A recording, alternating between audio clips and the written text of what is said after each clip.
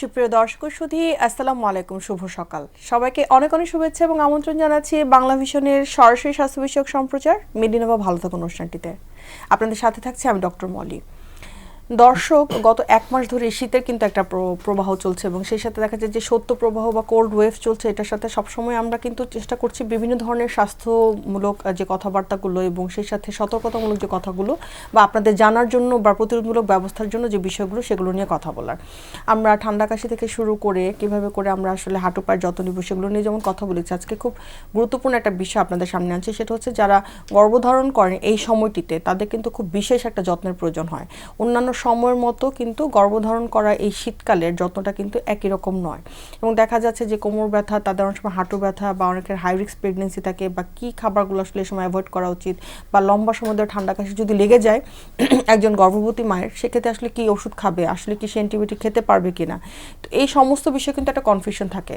তো আমাদের পুরো অনুষ্ঠানটিতে আপনারা আমাদের সাথে থাকবেন। আমরা চেষ্টা করব আজকে যে একজন গর্ভবতী মা যদি শীতকালে তার যত্নের কথা চিন্তা করেন বা তার বাচ্চার সুস্বাস্থ্যের কথা চিন্তা করেন তাহলে কি কি পদক্ষেপগুলো নেবেন সে বিষয়ে নিয়ে আলোচনা করব। এবং এই বিষয়টি নিয়ে আমরা যে বিষয়টা আজকে রেখেছি সেটা হচ্ছে শীতে গর্ভবতী মায়ের স্বাস্থ্য সুরক্ষা। এবং এই বিষয়টি নিয়ে কথা বলবার জন্য আমাদের সাথে আজকে শ্রুতি উপস্থিত আছেন অত্যন্ত সুনামধন্য অধ্যাপক doctor Sheikh Jinnat Ara Nasrin, obstetrics and gynaecology, Z H Sikder women's medical college and hospital. দর্শক, আমাদের আজকের অনুষ্ঠানটি সরাসরি সম্প্রচার করা হচ্ছে। আপনারা চাইলে শুধুমাত্র গর্ভধারণ না, সেই সাথে আপনারা যারা বয়সকালে হাঁটুর সমস্যা বা মহিলাদের নানান ধরনের সমস্যাগুলো নিয়ে কিন্তু আজকে ফোন করে সরাসরি কথা বলতে পারবেন আমাদের আজকে বিশেষজ্ঞ ডাক্তারের সাথে। এবং সেই সাথে ফেসবুক থেকে দেখতে লগ ইন করুন www.facebook.com/banglavision এই লিঙ্ক। চলুন দর্শক, আজকে আলোচনা শুরু করা যাক। শুরুতে ম্যাডামকে অনেক ধন্যবাদ জানাচ্ছি আমাদের সাথে আজকে শ্রুতি এসে জয়েন করার জন্য। আমি সবাইকে জানাচ্ছি আমার শুভকামনা। ম্যাডাম, আমরা যেহেতু আজকে একটা বিষয় নির্ধারণ করেছি যে শীতকালে গর্ভবতী মায়েদের স্বাস্থ্য সুরক্ষা, তো আমরা শীতকালে গর্ভবতী মায়েদের স্বাস্থ্য সুরক্ষার কথা কেন, স্পেসিফিক্যালি আসলে উইন্টারে কেন আমরা বেশি পরিচর্যার কথা বলছি সেটা যদি আমাদের সাথে শেয়ার করেন। যেরকম কি আসে পেশেন্টরা যে দেখা যায় যে শীতকালে তারা নানা ধরনের অসুবিধা ফেস করছে এবং আপনার কাছে এসে মানে হেল্প চাচ্ছে, এই ধরনের বিষয়গুলোকে আমরা পাই কিনা? আসলে এটি বেশ গুরুত্বপূর্ণ একটি প্রশ্ন। দেখা গেছে যে গর্ভকালীন সময় কিন্তু একটা খুব চমৎকার সময় যেখানে সারা পরিবার উন্মুখ হয়ে থাকে একটি সুন্দর শিশু ভূমিষ্ঠ হওয়ার জন্য। তো এই সময়টুকু যেন সুন্দরতম হয়, সুস্থ হয়, সেটি আমাদের প্রচেষ্টা। শীতকালে বিশেষ করে কিছু কিছু অসুস্থতার প্রাদুর্ভাব হয়, কিছু কিছু কন্ডিশন হয় যেগুলোকে প্রতিহত না করলে এই প্রেগনেন্সিটি হাই রিস্ক প্রেগনেন্সিতে পরিণত হয়ে যায়। সেই জন্য তার বিশেষ পরিচর্যা দরকার, এই জন্য আজকে কথা বলা। অনেক ধন্যবাদ ম্যাডাম। শুরুতে একটু জানতে চাচ্ছি যে গর্ভবতী মায়েরা ইউজুয়ালি মানে শীতকালে কী ধরনের প্রবলেমগুলো ফেস করে থাকে বা কী প্রবলেমগুলো ইউজুয়ালি আপনার কাছে নিয়ে আসে, যে হয়তো দেখা যাচ্ছে যে তার ঠান্ডা কাশি লম্বা সময় ধরে চলছে। তো ঠান্ডা কাশি থেকেই যদি আমরা আসি একটা একটা করে, যে ঠান্ডা কাশি চলছে, তো দেখা যাচ্ছে যে তারা অনেক সময় জিজ্ঞাসা করে যে আমি কি আসলে অনেক দিন ধরে চলছে অ্যান্টিবায়োটিক খেতে পারবো কি না বা এই ধরনের। তো এই জায়গাটাতে যদি আমাদেরকে একটু বলেন যে আমরা কী করতে পারি। হ্যাঁ, আমরা দেখছি যে আমাদের দেশে এবার কিন্তু শীতের প্রবাহটা অনেক বেশি এবং প্রাদুর্ভাবটা অনেক বেশি, কিন্তু টেম্পারেচার অনেক ফ্ল্যাকচুয়েট করছে। তো শীতকালে আমরা দেখতে পাই যে আমাদের নারীরা সকলেই, বিশেষ করে গর্ভকালীন যে নারীরা গর্ভবতী রয়েছেন, তাদের ঠান্ডা কাশি, জ্বর, সর্দি, অ্যাজমা, হাঁপানি বা অ্যাজমা যেটাকে বলি, নিউমোনিয়া, ইনফ্লুয়েঞ্জা, এগুলোর প্রচুর তাদের প্রাদুর্ভাব হয়। তো এটিতে সর্বপ্রথম যেটি ইম্পর্ট্যান্ট, কিভাবে প্রতিরোধ করব। একটি গর্ভবতী মা জানতে হবে শীতকালে তার কিভাবে সে উষ্ণ থাকবে। মানে শীতকাল তো চারিদিকে শীত, প্রচণ্ড ঠান্ডা, আমরা কিন্তু ঠান্ডার সাথে অতটা খুব পরিচিত থাকি না, বিশেষ করে এবার যে শীতটি পড়েছে। তো আমি বলবো এখনও তো আরও অনেকটা সময় বাকি রয়েছেন, যারা গর্ভবতী মা রয়েছেন তাদেরকে উষ্ণ থাকতে হবে বা গরম থাকতে হবে। সেটি আবার কি, গরম কিভাবে থাকা যাবে, অবশ্যই কাপড় পরতে হবে। তা আমরা শীতকালীন বাজারে আমাদের কিন্তু অনেক কাপড় আছে, তো লেয়ার্ড কাপড়, মানে একটার উপরে আরেকটি কাপড় পরতে হয়। যেমন আমরা হয়তো ভেতরে একটা সোয়েটার পরলাম, উপরে একটা শাল জড়িয়ে নিলাম বা গলায় একটা মাফলার পরলাম। এই তিনটে কাপড় কিন্তু পরলে দেখা যায় যে আমরা নিজেকে উষ্ণ রাখতে পারছি এবং শীতকে প্রতিহত করতে পারছি। কিন্তু এগুলো না করে অনেকে হয়তো কাজ করছেন, খেয়াল করছেন না, তাদের ঠান্ডার ভাবটা বা শৈত্য প্রভাবটা তার গায়ে পড়ছে, তার ঠান্ডা লেগে যাচ্ছে। তখন কিন্তু তার সর্দি, কাশি, জ্বর, গলা ব্যথা, গায়ে ব্যথা, তারপরে অ্যাজমা, হাঁপানি, নিউমোনিয়া, ইনফ্লুয়েঞ্জা, নানা রকমের কিন্তু অসুস্থতা দেখা যাচ্ছে। আচ্ছা, এ সকল অসুস্থতা অন্যদের কিন্তু অতটা কাবু করে না যতটা কাবু করেন এই গর্ভবতী মাকে, কারণ এই সময়টা ভালনারেবল অবস্থায় থাকে। এক্স্যাক্টলি, সেই জন্য আমাদের গরম কাপড় পরতে হবে। আর যেটা আমি বিশেষভাবে সকলকে বলবো যে এই সময় আশেপাশে কিন্তু যারা বৃদ্ধ রয়েছেন, যারা একটু সিক রয়েছেন, তাদের হাঁচি কাশি হচ্ছে, তো গর্ভবতী মাটিকে বলবো তার কাছ থেকে একটু দূরে থাকা। কিন্তু অনেক সময় হয়তো সম্ভব হচ্ছে না, পরিচর্যা করতে হতে পারে, এমনটিও তো হয়, সেক্ষেত্রে মাস্ক পরে তাদের সাথে যাওয়া আসা করা, একটা ডিস্টেন্স মেনটেন করলে তিনি তাকে রক্ষা করতে পারবেন। অনেক ধন্যবাদ। একটা প্রশ্ন থাকে ম্যাডাম, যে এই যে কাশি হচ্ছে, জোরে কাশি দিচ্ছে, দেখা যাচ্ছে তলপেট পর্যন্ত অনেক সময় ব্যথা হয়ে যাচ্ছে, তো এই অবস্থায় কি তারা কাশি ওষুধ খেতে পারবে কিনা, বা এটা কি ডক্টরের শরণাপন্ন হয়ে খাওয়া উচিত কিনা? বা অনেক সময় দেখা যায় যে 20-25 দিন ধরে কাশি চলছে, 1 মাস ধরে, তো সেক্ষেত্রে কি আসলে মানে আমরা কি গর্ভবতী মায়েদেরকে এই ক্ষেত্রে অ্যান্টিবায়োটিক বা এই ধরনের কোনো কিছু দিয়ে থাকি কিনা? রাইট, এটা একটা প্রচলিত একটা মানে আমাদের ভুল তথ্য রয়েছে বা একটা মিসকনসেপশন, মিসআন্ডারস্ট্যান্ডিং আছে যে প্রেগন্যান্সিতে অ্যান্টিবায়োটিক খাওয়া যাবে না। এটি কিন্তু সঠিক নয়। বিজ্ঞান তার সকল চর্চা দিয়ে দেখিয়েছে যে প্রেগন্যান্সিতেও মানে গর্ভকালীন অবস্থাতেও কিছু কিছু অ্যান্টিবায়োটিক রয়েছে যেগুলো অত্যন্ত নিরাপদ। সুতরাং একটি গর্ভবতী নারী যদি তার কাশি হয়, সর্দি হয়, গলা ব্যথা হয়, জ্বর হয়, অনেক লম্বা সময় ধরে কাশি হচ্ছে, অবশ্যই তাকে ডক্টর দেখাতে হবে, তাই না? কারণ এখান থেকে বড় কিছু হলে, এবার এটি আমি দর্শকদের জন্য বলবো যে অন্য সময় যে কাশি, সর্দি, অ্যাজমা, ইনফ্লুয়েঞ্জাতে যারা মারা যান কম, অত্যন্ত কম, প্রেগন্যান্সিতে কিন্তু ঝুঁকিটি অনেক বেশি এবং তার মৃত্যু সম্ভাবনা অনেক বেশি। সেই জন্য বলা হয় যে সর্দি কাশি হলে বাড়িতে তো আমরা সকলেই একটু টোটকা করি, যেমন একটু লবঙ্গ দিয়ে, আদা জল দিয়ে চা খাচ্ছি, গরম চিপস খাচ্ছি, সেটা তো করতে পারি আমরা, সেখানে কোনো সন্দেহ নেই। কিন্তু যদি কাশিটি বেশি থাকে সেক্ষেত্রে অবশ্যই ডক্টরের শরণাপন্ন হতে হবে এবং অ্যান্টিবায়োটিক, নিরাপদ অ্যান্টিবায়োটিক খাওয়া যাবে। অনেক ধন্যবাদ ম্যাডাম। একটা খুব গুরুত্বপূর্ণ প্রশ্ন থাকে যে আমরা গর্ভকালীন মাদেরকে অনেক সময় ভ্যাকসিনেশনের কথা বলে থাকি, যে ইনফ্লুয়েঞ্জা ভ্যাকসিন বা এগুলোর কি আসলে গুরুত্বপূর্ণ ভূমিকা আছে কিনা, বা এটা নিতে পারবে কিনা? আমি ভ্যাকসিনের কথা তো বলবোই, যে ভ্যাকসিনে কোনো এখন কোনো কন্ট্রাইন্ডিকেশন নেই। যে সকল ক্ষেত্রে ভ্যাকসিন প্রচণ্ড প্রাদুর্ভাব রয়েছে, ইনফ্লুয়েঞ্জা ভ্যাকসিন আমাদের দেশে পাওয়া যাচ্ছে, আমরা গর্ভবতী নারীকে ইনফ্লুয়েঞ্জা ভ্যাকসিন দিয়ে থাকি।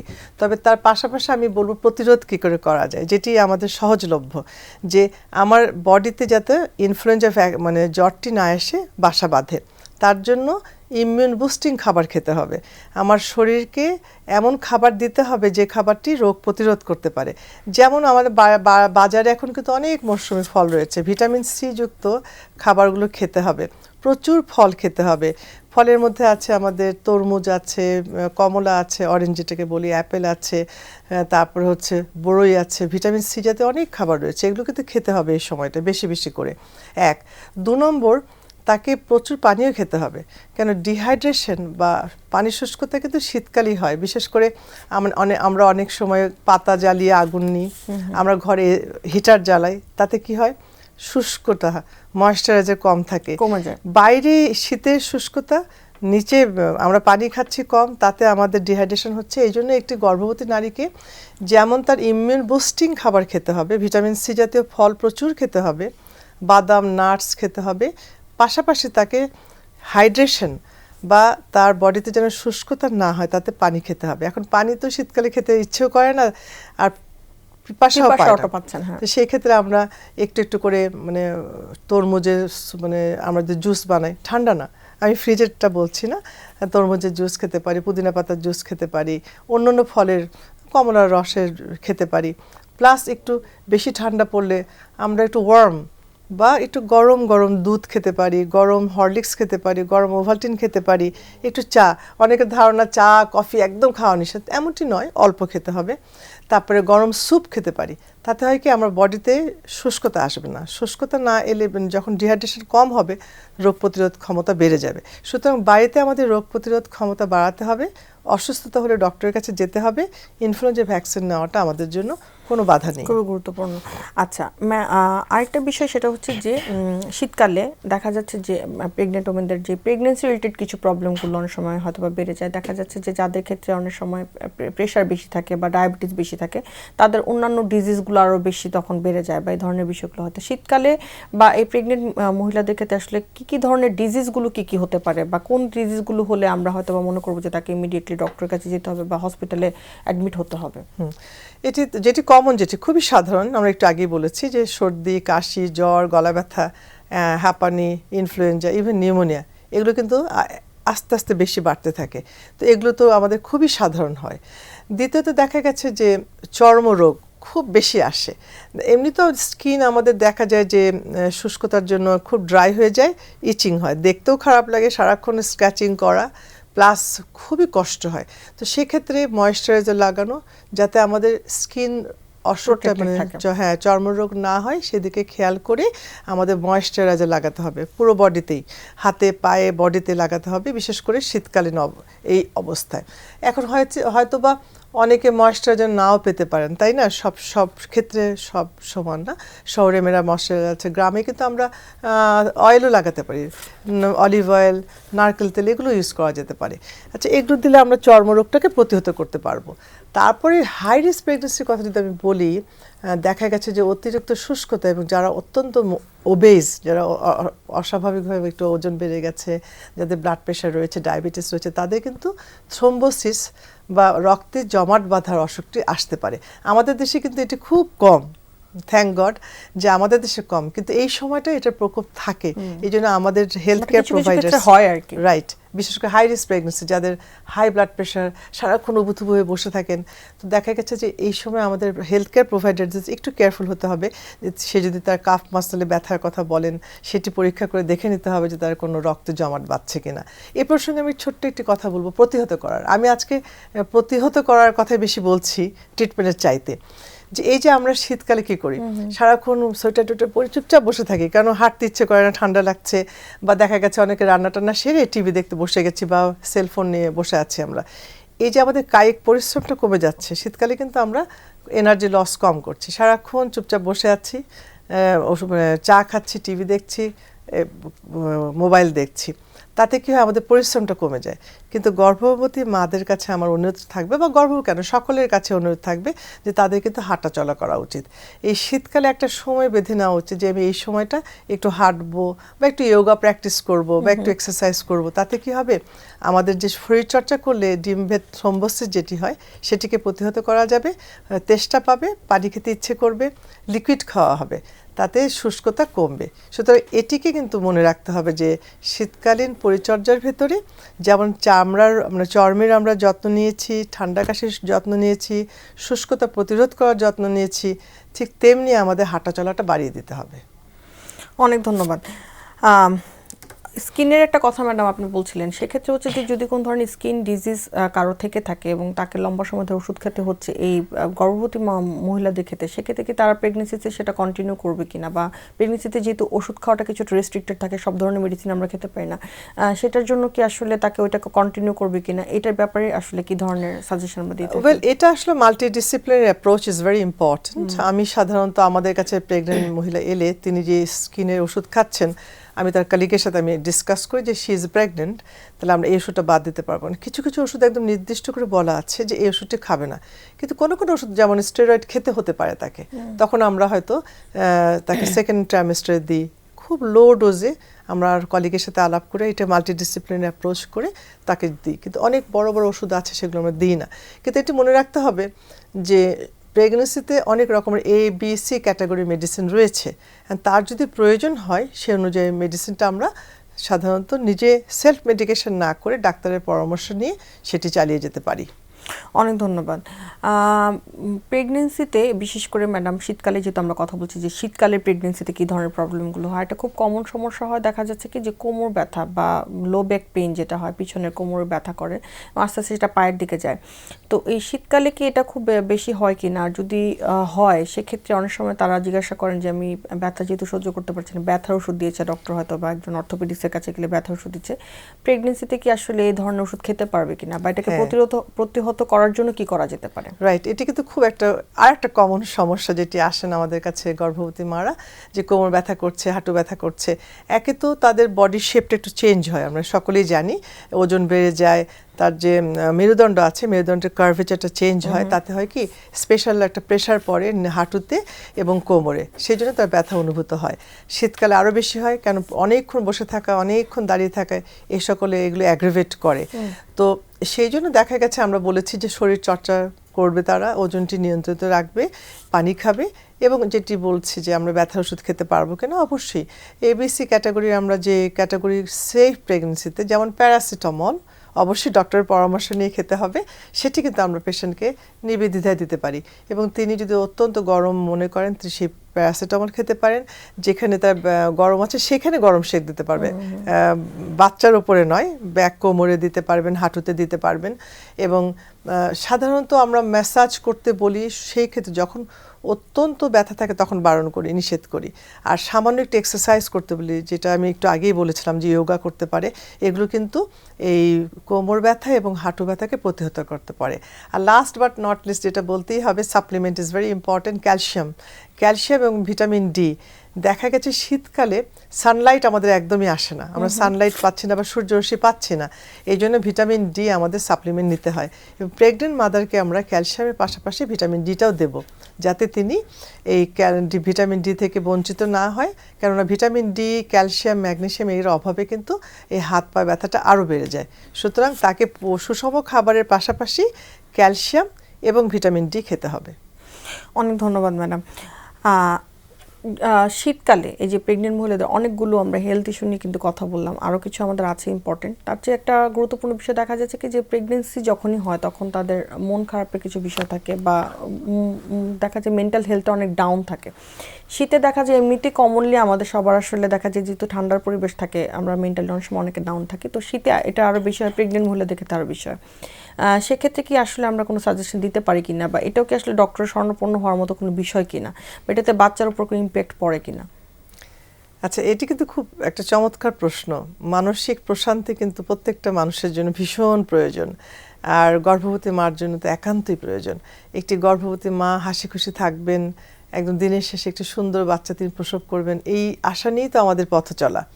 তো এই যে একটা জার্নি, লম্বা জার্নি, 9 মাসের জার্নি, এটি যেন সুষম হয়, সুন্দর হয়, তার জন্য তার শারীরিক তেমনি মানসিক সুস্থতার খুব প্রয়োজন আছে। সুতরাং তিনি যদি গ্লুমি ফিল করেন, তার মন খারাপ লাগে, কান্নাকাটি করছেন এরকম ভাবেন, তো প্রথমে তো আমরা প্রতিহত করি যে সকলে মিলে তাকে সাপোর্ট করব ফ্যামিলিতে, হাজব্যান্ড, তার শাশুড়ি মা, তার মা, ভাই বোন, সকলে আমরা তাকে খুব উৎসাহব্যঞ্জক কথা বলবো।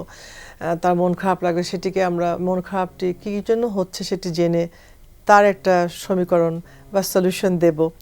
তারপর যদি দেখি যে আমরা না, তিনি অত্যন্ত ব্যথিত আছেন, কিছুতে তার মন ভালো হচ্ছে না, সেক্ষেত্রে আমরা অবশ্যই, যেটি আপনি বলেছেন যে ডক্টরের কাছে যাবো কিনা, অবশ্যই যাব। কেননা প্রেগনেন্সি অ্যান্ড প্রেগনেন্সিতে আমরা দেখেছি যে mental health is very important, বাচ্চার উপর কিন্তু একটা ইম্প্যাক্ট ফেলে। হ্যাঁ, দেখা গেছে যেসব গ্লোমি মা, যেসব মা সারাক্ষণ মন খারাপ করে থাকেন, তাদের সন্তানদের অনেক ফ্যাক্টর আছে, কিন্তু একটি ফ্যাক্টর আছে, সেই সব সন্তানগুলো খুব গ্লুমি হয়, খুব একদম ডিপ্রেশনে থাকে। সেই জন্য সকল মাকে আমরা বলি যে হাসি খুশি থাকতে এবং চেষ্টা করতে। শীতকালে তো আমাদের একটু বাইরে মিশামিশি কম হয়, সবার সঙ্গে যোগাযোগ কম হয়, তো এই ক্ষেত্রে ফোন আছে, আমরা ফোন দিয়ে কথা বলতে পারি, একজন সকলে একসাথে মিলেমিশে একসাথে গল্প করতে পারি, বা ডাক্তারখানে যখন যাচ্ছে আমরা সেখানে অনেকের সাথে মিলেমিশে গল্প করতে পারি। এইসব কিন্তু একটা ইম্পর্টেন্ট ইম্প্যাক্ট রয়েছে। আর সবচেয়ে যেটা ভূমিকা, আমি হাজব্যান্ডের কথা বলবো, তারা এই সময় তাদের জন্য তার ওয়াইফকে তিনি সব কিছু সহযোগিতা বাড়িয়ে তাকে ভালো রাখার জন্য হয়তো একটু বেড়াতে নিয়ে গেলেন, একটু ঘুরতে গেলেন, তাতে কিন্তু মনটা খুব ভালো হয়। এবং এটা খুব ইম্পর্ট্যান্ট একটা বিষয় আসলে। যেহেতু প্রেগনেন্সিটাকে আমরা সাধারণত 3টা ট্রাইমেস্টারে ভাগ করি, যে first trimester, second trimester, third trimester. তো ফার্স্ট ট্রাইমেস্টারে দেখা যায় কিছু মানে অযাচিত বিষয়গুলো হয়, অল্প অল্প করে ব্লিডিং হচ্ছে বা এটা। তো এই ধরনের বিষয়ের সাথে কি আসলে শীতকালে সম্পর্ক আছে কিনা? যদি শীতকালে এরকম হয় সেক্ষেত্রেও কি আসলে আমরা ডক্টরের কাছে তাকে যেতে বলবো কিনা, বা এই বিষয়গুলো আসলে হয়ে থাকে কিনা, বা ঠান্ডার মধ্যে? হ্যাঁ, ঠান্ডার মধ্যে অনেক সময় আমরা একটু উবুথুবু হয়ে বাড়িতে বসে থাকি, ভাবি যে একটু দেখে নিই, সমস্যাটা একটু প্রকট না হলে যাব না। এটি কিন্তু ভুল ধারণা, এটি কিন্তু একেবারেই ভুল ধারণা। আর্লি প্রেগনেন্সিতে যদি ব্লিডিং হয়, সেটা নর্মাল শীতকালীন হোক আর গরমকালীনই হোক, আমাদের ডক্টরের কাছে যেতেই হবে। তবে শীতকালীন কথা, যেটা আমরা কুয়াশা, ফগ ইত্যাদি, গাড়ি ঘোড়া মানে পাওয়া যায় না, পথ পেরিয়ে যেতে কষ্ট হয়, কিন্তু তবুও আমি বলবো যে যেহেতু এটি ইমার্জেন্সি, কষ্ট করে হলেও ডক্টরের শরণাপন্ন হতে হবে। আবার এই ভুল ধারণা নেই যে ডক্টর নেই শীতকাল বলে, নো। প্রত্যেক হাসপাতালে 24 আওয়ার সার্ভিস দেওয়ার জন্য নির্দেশ দেওয়া আছে। সুতরাং তিনি যদি কষ্ট করে হাসপাতালে যান, অবশ্যই তার প্রতিকার হবে। প্রাইমারি কেয়ারটা অ্যাটলিস্ট জি, সেখানে এখানে কোনো মানে বাধা নেই। অনেক ধন্যবাদ ম্যাডাম। একদম লাস্ট ট্রাইমিস্টারে চলে এসেছে একজন প্রেগনেন্ট মহিলা, দেখা যাচ্ছে যে তার হাঁটু পায়ের অনেক ব্যথা এবং সমস্যা, এবং সেই সাথে দেখা যাচ্ছে যে বাচ্চার মুভমেন্টও কম। তো শীতকালে কি এই ধরনের বিষয়গুলো হয় কি, বা বাচ্চার মুভমেন্ট কি কম থাকে কিনা? অনেক সময় অনেকে কমপ্লেন করে যে যেহেতু শীতের মধ্যে বাচ্চার মুভমেন্ট কম হচ্ছে, মানে শেয়ার করলে হয়তো বা মা বা দাদিরা এরকম বলে থাকেন। তো এটা কি আসলে কনসার্ন হওয়ার মতো বিষয় কিনা, বা এই ধরনের কি হয় কিনা যে বাচ্চার মুভমেন্ট শীতকালে একটু কম থাকে গর্ভবতী মহিলাদের ক্ষেত্রে? আসলে শীতকালের সাথে বাচ্চার নড়াচড়ার কমের কোনো যোগাযোগ নেই। বাচ্চা তার আপন গতিতে নড়বে, এটি তার স্বভাব সুলভ, অথবা এটা প্রকৃতির বিধান। সুতরাং একটি গর্ভবতী মা, শীত হোক বা অন্য সময় হোক, তিনি ভাববেন যে যে বাচ্চাটি 10 বার নড়ছে শেষের দিকে এসে, দ্যাট বেবি ইজ ফাইন। কিন্তু যদি 10 বারের চেয়ে কম নড়ে সকাল থেকে সন্ধে পর্যন্ত, তাহলে বুঝতে হবে যে বাচ্চার কোনো সমস্যা হচ্ছে। সুতরাং সেই ক্ষেত্রে যে আমি শীতকাল আছে একটু দেখে নিই, পরে যাই, এটি করলে হবে না, অবহেলা করা একদম যাবে না। সুতরাং বাচ্চার নড়াচড়া 10 বার হতেই হবে সকল সময়, শীত বলি আর গ্রীষ্ম বলি।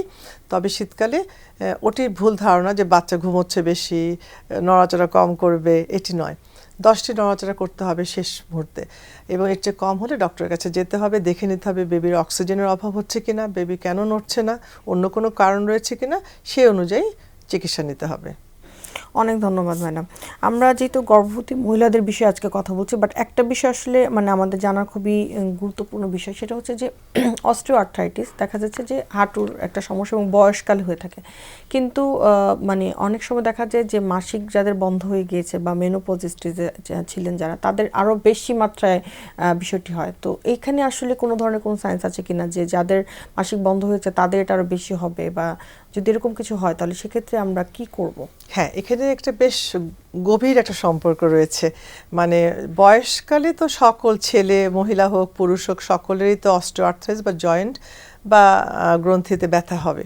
কিন্তু যাদের মেনোপজ হচ্ছে, দেখা যায় যে মেনোপজ হওয়া মানে মাসিকটা চিরতরে বন্ধ হয়ে যাওয়া, আর এস্ট্রোজেন বলে একটা হরমোন আছে, সেটি একদম নিঃসৃত হয় না।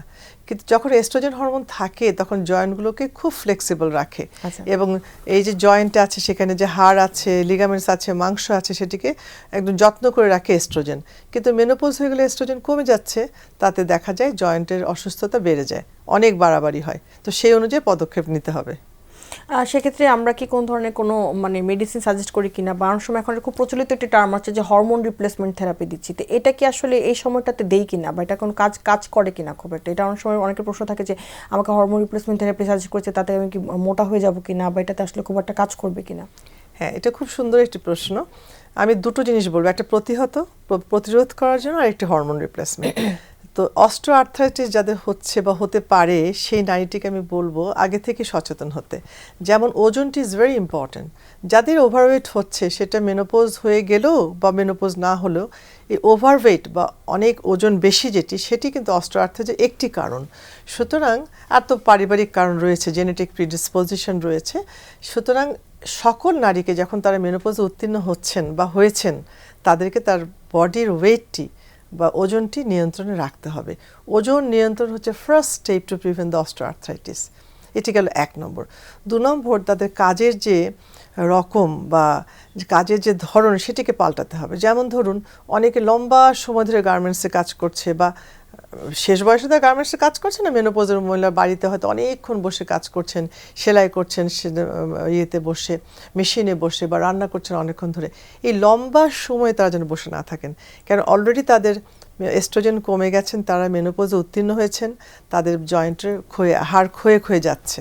সুতরাং এটি তাকে করতে হবে যে অধিকক্ষণ বসে থাকা, অধিকক্ষণ দাঁড়িয়ে থাকা যেন না হয়।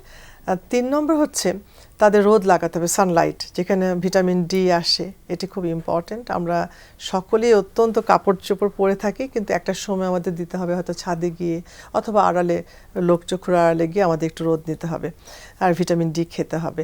আর তারপর হচ্ছে exercise, it is very important.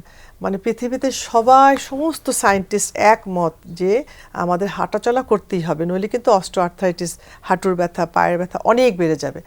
এই যে আমাদের মহিলারা কিন্তু আমাদের যেটা হয় মেনোপজের পরে, আমরা বাড়িতে রান্না টান্না করছি, ভাবছি এটাই আমাদের কাজ হয়ে গেছে। আসলে কিন্তু ওই কাজই সব কাজ নয়। একটি সময় নির্দিষ্ট ধরে, ঘড়ি ধরে একটা নির্দিষ্ট সময় হাঁটা বা একটু দ্রুততম হাঁটা, যেখানে একটু শ্বাস প্রশ্বাস বেড়ে যায়, সেটি করা কিন্তু খুব প্রয়োজন। অ্যাটলিস্ট সপ্তাহে আমরা যদি একটা সপ্তাহ ধরি 150 মিনিট তাকে হাঁটতে হবে। এটি কিন্তু রুটিনে আনতেই হবে সকল মহিলাদের, যাতে করে অস্টিওআর্থ্রাইটিস না এসে পড়ে। হ্যাঁ, আর অস্টিওআর্থ্রাইটিস যদি এসেই যায় তাহলে তো তার যথেষ্ট চিকিৎসা রয়েছে, যেমন সাপ্লিমেন্ট রয়েছে, ক্যালসিয়াম, ভিটামিন ডি, জয়নিক্স, এগুলো রয়েছে। পাশাপাশি তার যথেষ্ট ট্রিটমেন্টও রয়েছে। অনেক ধন্যবাদ ম্যাডাম। আমরা যেহেতু ধাপে ধাপে অনেকগুলো কথা বললাম যে প্রেগনেন্সিতে first trimester, second trimester, third ট্রাইমিস্টারে কী কী করতে হবে, তার আগেও আমরা আসলে প্রিপারেশনের কিছু কথা লাস্টে দিয়ে বলবো। বাট কিছুটা আসলে আলোচনা আমরা করতে চাই যে বাচ্চা যাদের হয়ে গেল মাত্র এই শীতের মধ্যে, তাদের ক্ষেত্রে আসলে আমরা কীভাবে যত্ন নিতে পারি। আমরা দেখা যাচ্ছে নিউবর্ন কেয়ারের জন্য আসলে মায়ের যত্নটা তখন হয় না, মাত্র যার ডেলিভারি হয়েছে তার যত্নটা আমরা কীভাবে নিব সেটা আমরা জানবো। তার আগে একটা ছোট বিরতি নিচ্ছি, বিরতির পর ফিরে এসে আমরা আলোচনাটা করছি। সুপ্রিয় দর্শক, মেরিনোভা ভালো থাকুন অনুষ্ঠানটিতে আজকে আমরা কথা বলছিলাম কিভাবে গর্ভবতী মায়েদের শীতকালে পরিচর্যা করা যায়। আমরা অনুষ্ঠানের বাকি অংশে ফিরে আসবো, আমাদের সাথে থাকবেন। আসছে একটা ছোট্ট বিরতি নিয়ে।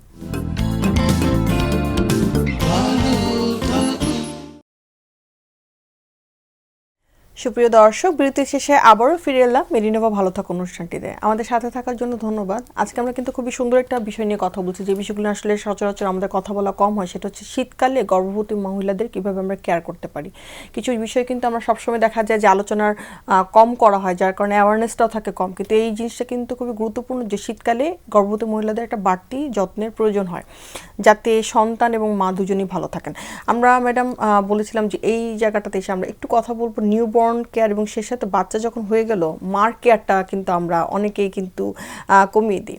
শহর অঞ্চলেও যাও মারা একটু কেয়ারফুল থাকেন, কিন্তু গ্রামে দেখা যায় মহিলার সাথে হয়তো বা আমরা অনেক ধরনের দেখা যায় তার প্রপার কেয়ারটা হচ্ছে না। তো এই জায়গা থেকে আসলে এই সময় মার কেয়ারটা কতটুকু গুরুত্বপূর্ণ, প্রেগনেন্সি মার সাথে এই মাত্র বাচ্চা হয়েছে যে মার, তার এই যতটার মধ্যে আসলে কতটুকু পার্থক্য থাকে? এটি তো আমার খুব মনের কাছাকাছি একটি প্রশ্ন, very close to my heart. Actually pregnant বা গর্ভবতী মাকে আমরা যেটুকু সেবা করছি, ঠিক পরবর্তী যে মা হবে তার সেবার প্রয়োজনটা আরো অনেক বেশি। কিন্তু আমাদের আসলে অপোজিট হয়ে যায়। এক্স্যাক্টলি, একদম উল্টোটা হয়।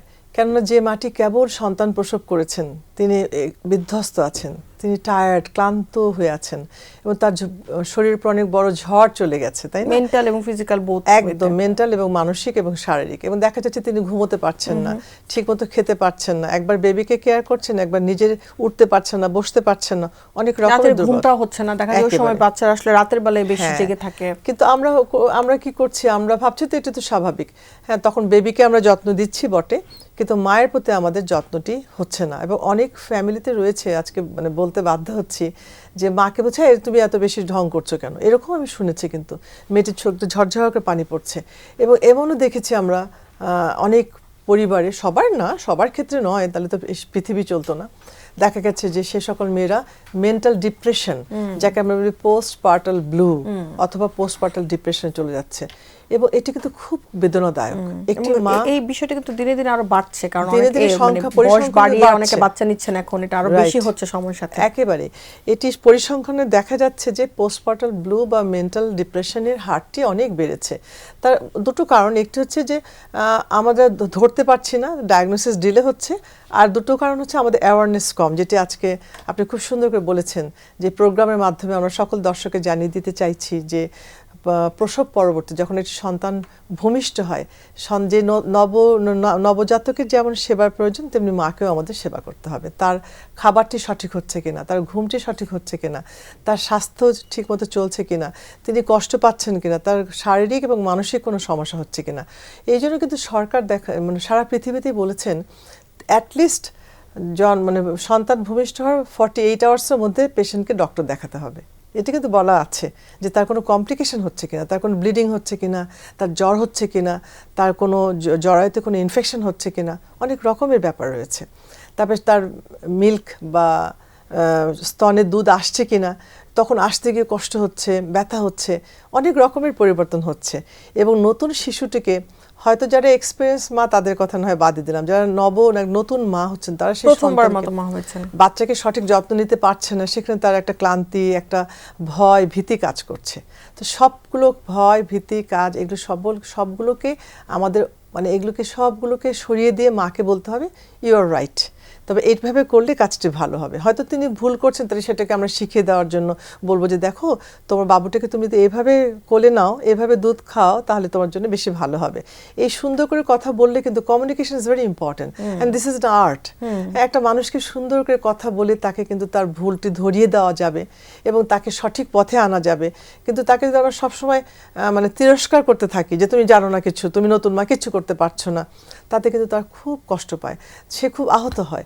একে তো তার সন্তানের কষ্ট, বাচ্চাকে পালন করার কষ্ট, তার দ্বিতীয়ত তাকে যদি আমরা মানসিকভাবে টোল করি তাতে তার কষ্ট হয়। সেজন্য পরিবারকে এগিয়ে আসতে হবে এর জন্য, এবং সমাজকে আরও সচেতন হতে হবে যাতে আমাদের এই মাটি যেন ডিপ্রেশন বা পোস্টমর্টম ব্লুতে না ভুগেন। তিনি যেমন নতুন শিশুটি এসেছে আমাদের আনন্দ দিতে, মাকেও আমরা সেভাবে অভিনন্দন জানাবো যে তোমার জন্য তো আজকে শিশুটিকে আমরা পেয়েছি, তাকেও আমরা সেইভাবে অভিনন্দন জানিয়ে তাকে সাহায্য করব। সকলে মিলে পরিবারে যদি তাকে আমরা সাহায্য করি তাহলে পোস্টমর্টম ব্লুর ভাবটি কমে যায়।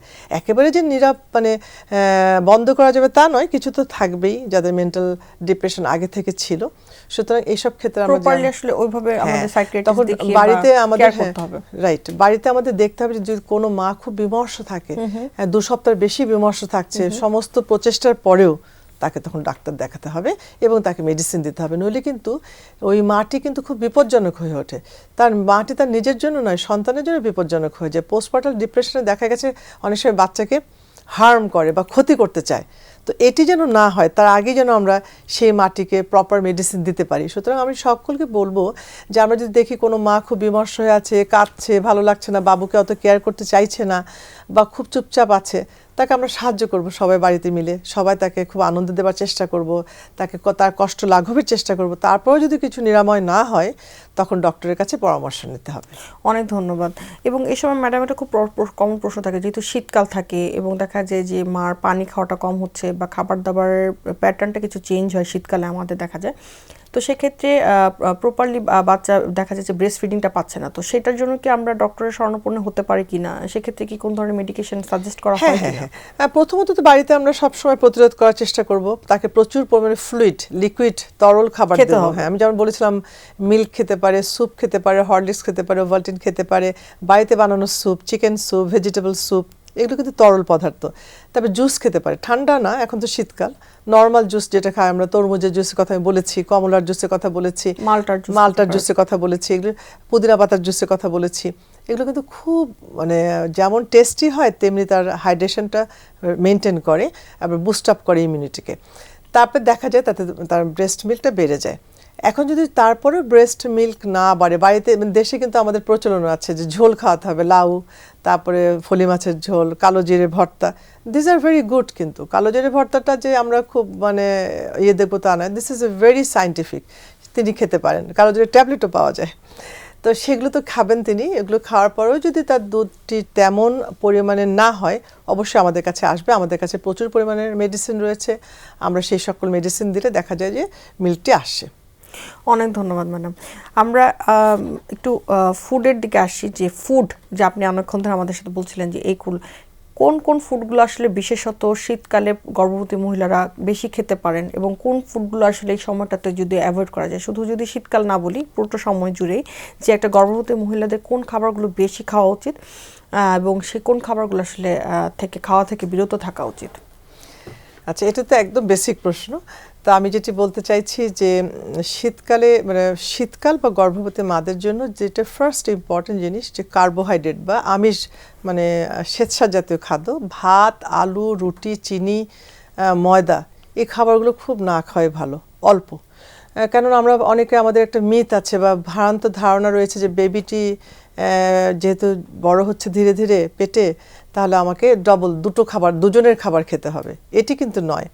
আমি প্রথম থেকে আমার সব পেশেন্টদের বলে থাকি যে তুমি ওজন যে বৃদ্ধি হবে 1 কিলো প্রতি মাসের বেশি নয়। কিন্তু দেখা যায় যে আমাদের ভুল ধারণা, আমরা অনেক ভাত খাই, অনেক বেশি খেয়ে ফেলি, 2 কিলো 3 কিলো বেড়ে যাচ্ছে। তো যত অধিক ওজন বাড়ে তাতে আমাদের কমপ্লিকেটেড প্রেগনেন্সি হয়, জটিল গর্ভাবস্থা হয়। সেই জন্য আমরা বলবো যে ভাত অল্প খেতে, যেটুকু নর্মাল আমরা খেতাম দুপুরে একবেলা, অনেকে 3 বার খাচ্ছে, ভাবছে যে বাচ্চা আমার গ্রো করবে বেশি। কিন্তু বাড়িয়ে দিতে কী হবে, আমিষ জাতীয় খাবার, যেমন মাছ মাংস আমরা যখন একটা টুকরো খেতাম, আর প্রেগনেন্সি যেহেতু হয়েছে, একটা শিশু গঠন হচ্ছে, সেক্ষেত্রে আমরা প্রতিদিন একটা ডিম খাবো, এটি খুব ইম্পর্টেন্ট। মাছ একটা জায়গায় 2 টুকরো খেলাম, মাংস 1 টুকরোর জায়গায় 2 টুকরো খেলাম, তাহলে আমিষটি কিন্তু বাড়িয়ে দিলাম। আমার দর্শক বুঝতে পারছেন, হ্যাঁ দর্শক বুঝতে পারছেন, আমরা আমিষ জাতীয় খাবারটি বাড়িয়ে দিয়েছি। মাছ, মাংস, ডিম, দুধ এটি বাড়িয়ে দিলাম। দুধ আমরা অন্য সময় হয়তো 1 কাপ খাই বা খাই না, কিন্তু এখন 2 গ্লাস দুধ দেবো আমরা সকালে আর রাতে। তাহলে আমাদের দুধ বাড়লো, আমিষ জাতীয় খাবার, ক্যালসিয়ামের এটা আমাদের এক্স্যাক্টলি ফিল আপ হয়। হ্যাঁ ঠিক। তারপরে আমরা বলবো যে ফল খেতে বলি আমরা। ফল কেন বলি? ভিটামিন সি রয়েছে, এটাকে আমাদের স্বাস্থ্যের প্রতি অত্যন্ত উপকারী, ইমিউন বুস্টিং, রোগ প্রতিরোধ ক্ষমতা বাড়িয়ে দেয়। তাহলে ফল তো আমাদের সব, এখন এত ফল বাজারে, তাই না, প্রচুর ফল রয়েছে। তা আমরা যদি আমাদের দেশীয় ফল থেকে শুরু করি, আমরা যদি বলি যে আমরা, বরই, কমলা, পেয়ারা তো একদম ঘরে ঘরে রয়েছে, এবং ড্রাগন ফল আমাদের দেশে বেরোচ্ছে এখন। মজার ব্যাপার, আমাদের দেশে এখন সব চাষ হচ্ছে। তো এগুলো সব ফল আমাদের খেতে হবে। এখন কিছু মানে ফার্স্ট ট্রাইমেস্টারে একটা মিথ রয়েছে যে আনারস খাবো কি খাবো না, এটা নিয়ে সবাই এসে প্রশ্ন করে। তো আমাদের মুরব্বীরা বলতেন আনারস না খাওয়াই ভালো। আমরাও কিন্তু বারণ করি। কেন? আনারসে কিছু এনজাইম থাকে দ্যাট কুড বি হার্মফুল, যদি এটা প্রুফড না। সেই জন্য একটি আনারস না খেলে এমন কোনো মহামারী হবে না, তাই না?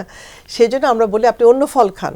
হ্যাঁ, তারপরে তো কমলা রয়েছে, আপেল রয়েছে, নাশপাতি রয়েছে, বেদানা রয়েছে, এগুলো তো অনেক মানে ভিটামিন সি দিয়ে ভরপুর এবং অত্যন্ত antioxidant, anti inflammatory and high value vitamins সমৃদ্ধ খাবার। তো এগুলো সকল জিনিস খাবে। খেজুর খাবো কিনা অনেকে জিজ্ঞেস করে, অবশ্যই 1টি খেজুর 2টি খেজুর খেতেই পারেন। তবে যারা ডায়াবেটিক মাদার রয়েছে তাদের খেজুর খেতে বারণ করেছে, যাদের ব্লাড সুগারটা আসলে অনেক হাই, সেটাতে সুগারটা আসলে কন্ট্রোল করে খেতে হবে। তাহলে আমরা দেখলাম আসলে মানে খেজুরের না, অন্যান্য যেগুলোতে সুগার বেশি আছে সেগুলোকে অ্যাভয়েড করাই বেটার আর কি। ঠিক। তারপর আমরা যদি আসি এখন ফ্যাট খাবে কিনা, এখন ওমেগা জাতীয় ওমেগা আছে এরকম ফ্রুটস খাওয়ালে খুব ভালো। বাদামটা কিন্তু খুব ইম্পর্টেন্ট, বাদামে ভিটামিন ডি রয়েছে, এবং এই যে ফ্যাট জাতীয় মানে যেটা আছে চর্বি জাতীয় বা স্নেহ জাতীয় খাবার যেটা ওটা রয়েছে, সুতরাং একটু খেতেই পারি আমরা। এবং অনেকে এসে জিজ্ঞেস করে, ডক্টর আমরা কি ঘি ভাত খাবো? অনেকে পছন্দ করে ওই সময় প্রেগনেন্সিতে। তো শীতকালে অনেক সময় অনেকে খুব খায়। হ্যাঁ, তো আমরা সেই ক্ষেত্রে বলি হ্যাঁ গরম ভাতে একটুখানি 1 চামচ ঘি খেলে কোনো ক্ষতি নেই, আপনি খেতে পারেন। তো এই হচ্ছে আমার খাবারের নমুনা। পাশাপাশি যেটা আমি বলতে চাইছি যে পানীয় তরল জাতীয় খাবার খেতে হবে, এটা কিন্তু important.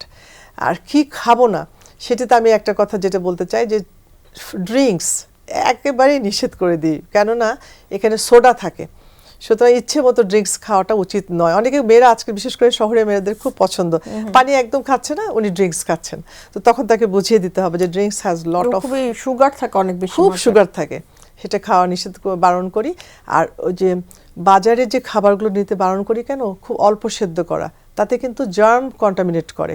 It is very important যে কেক জাতীয় খাবার, প্যানকেক জাতীয় খাবার, যেগুলো অল্প সেদ্ধ করা খাবার, সেগুলো যেন না কেনা হয়। আরেকটি কথা বলতেই চাইবো, সেটি হচ্ছে হাত পরিষ্কার করে যেন খাবার খাই আমরা, যাতে ইনফেকশনটা না আসে। সেটি শীতকালীন তো বেশি, কারণ এখানে আমাদের অনেক বেশি জার্ম থাকে, এবং অন্য সময় প্রত্যেকটা গর্ভবতী নারীর জন্য হাতটা পরিষ্কার করে, দরকার পড়লে স্যানিটাইজ করে তারপর যেন তিনি খাবারটা খান। এই খাবারগুলো আমি বললাম। আর পাশাপাশি তো ক্যালসিয়াম, আয়রন, ভিটামিন খাবেন তিনি। ফলিক অনেক অ্যাসিড। ধন্যবাদ। এবং সেক্ষেত্রে ম্যাডাম যাদের মাত্র বাচ্চা হয়েছে তাদেরকে ফ্লুইড ইনটেকটা একটু বাড়িয়ে দিতে হবে। একেবারে তাহলে ওই যে ব্রেস্ট মিল্কটা বাড়বে। আমরা বলেছি যে মাছের ঝোল, লাউয়ের ঝোল, কালো জিরে ভর্তা, সাথে আমরা প্রচুর পরিমাণে স্যুপ খেতে। আমি তো সবসময় পেশেন্টদের বলি স্যুপ খাও, কেননা স্যুপটা তোমার চিনি নেই, বেশি অল্প অল্প চিনি আছে। সেটা ভেজিটেবল স্যুপ হোক, এত সুন্দর বাঁধাকপি, এত সুন্দর ফুলকপি একটু গরম করে মানে স্যুপের মতো করে খেলে খুব ভালো লাগে। একটু রসুন দিয়ে, একটু আদা দিয়ে, তাতে অ্যান্টিঅক্সিডেন্টগুলো আসে। তারপরে রটি, এখন অনেকে বলে যে ম্যাডাম আমরা কি চা খাবো কিনা। একেবারে নিষেধ তো নেই, তবে অতিরিক্ত কোনো কিছু খাওয়াই ভালো না। তিনি যদি সকালে 1 কাপ আর সন্ধ্যাবেলা 1 কাপ চা খান তাতে কোনো ক্ষতি নেই, হ্যাঁ সেটা খেতেই পারে একটু আদা দিয়ে। ম্যাডাম, যেহেতু আমরা আজকে একটা খুব গুরুত্বপূর্ণ বিষয় নিয়ে কথা বলেছি যে এই সময়টাতে আসলে যারা গর্ভধারণ করেন তাদের কেয়ারটা কিন্তু অনেক গুরুত্বপূর্ণ থাকে অন্যান্য সময়ের চেয়ে। তো সেটা নিয়ে আসলে কম কথাই বলা হয়। আজকে আসলে যারা প্রোগ্রাম দেখেছেন অনেক কিছু হয়তো জানতে পারবেন, কিন্তু একদম সার্বিক যদি কোনো পরামর্শ থাকে আমাদের আজকের বিষয়টি নিয়ে দর্শকদের উদ্দেশ্যে। অনেক ধন্যবাদ, এত সুন্দর পরিচালনার জন্য ধন্যবাদ। আমি মেডিনোভা এবং বাংলা ভিশনকে আমার অন্তরতম শুভকামনা জানাবো। দর্শককে তো অবশ্যই আমার অনেক শুভকামনা।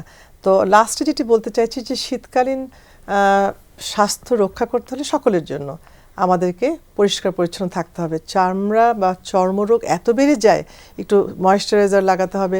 একান্ত ময়েশ্চারাইজার না পেলেও আমরা অলিভ অয়েল, নারকেল তেল ইউজ করতে পারি। প্রতিদিন শাওয়ার নিতে হবে, গোসল করতে হবে গরম পানি, হালকা গরম পানি দিয়ে। আর নিজেকে ওয়ার্ম রাখতে হবে, কাপড় লেয়ার্ড কাপড়, মানে একটার উপর আরেকটা কাপড় পরলে ঠান্ডা কম লাগবে, গলা জড়িয়ে রাখবো। আর হাঁচি কাশি, ঠান্ডা, জ্বর, গলা ব্যথা একটু হতেই পারে, সেটি দরকার পড়লে ডক্টরের কাছে পরামর্শ নেব। একটু দূরে থাকবো, বিশেষ করে গর্ভবতী মারা যেন সেই সকল পেশেন্টের কাছে দূরে থাকেন। এবং তারা যখন ডক্টরের কাছে যাবেন একটু মাস্ক পরে যাবেন, হাইড্রেশন মেনটেন করবেন এবং ইমিউন বুস্টিং ফুড, ফল বেশি খাবেন। অনেক ধন্যবাদ ম্যাডাম আমাদের সাথে আজকে স্টুডিওতে এসে জয়েন করার জন্য, আপনার মূল্যবান সময় আমাদেরকে দেওয়ার জন্য। অনেক ধন্যবাদ। সুপ্রিয় দর্শক, মেরিনোভা ভালো থাকুন অনুষ্ঠানে আজকে আমরা কথা বলেছিলাম প্রেগনেন্ট মহিলাদের কেয়ারের বিষয়টিতে, এবং সেই সাথে শীতকালে কিভাবে প্রেগনেন্ট মহিলাদেরকে আমরা আরও ভালো রাখতে পারি এবং একটা সুস্থ সন্তান জন্মদানের মাধ্যমে আসলে কিন্তু তাকেও আমরা আরও সামনের দিকে এগিয়ে নিয়ে যেতে পারি। তো দর্শক, আমাদের সাথে যারা ছিলেন তারা অনেক কিছু জানতে পেরেছেন আশা করি। যারা দেখতে পায়নি তার লিঙ্কে জয়েন করে আবার দেখে নেবেন। আবারও দেখা হবে সামনের সপ্তাহে। ততদিন পর্যন্ত অপেক্ষায় থাকুন, সুস্থ থাকুন এবং অবশ্যই ভালো থাকুন।